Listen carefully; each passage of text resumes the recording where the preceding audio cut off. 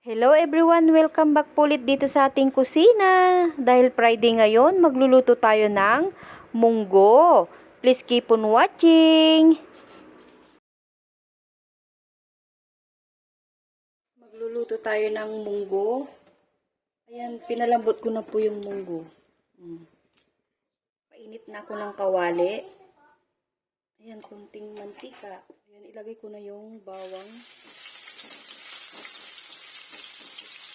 Pag malambot na, ilagay na natin yung sibuyas.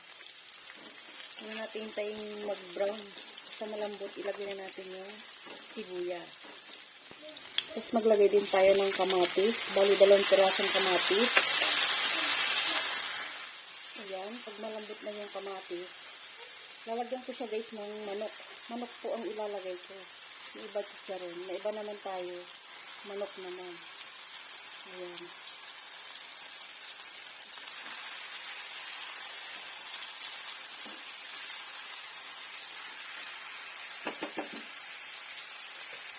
Takpan ko muna.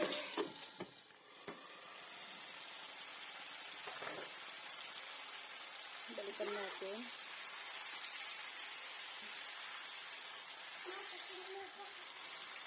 Ayan, nag-isang maigi na ito guys. Kaya ilalagay ko na yung ating munggo. Dahil Friday ngayon, munggo day. Ayan. Mag-a-add ako ng tubig. Yung ating pinaglagyan. Tapos po, timpla natin ng chicken cubes. Tapos patis.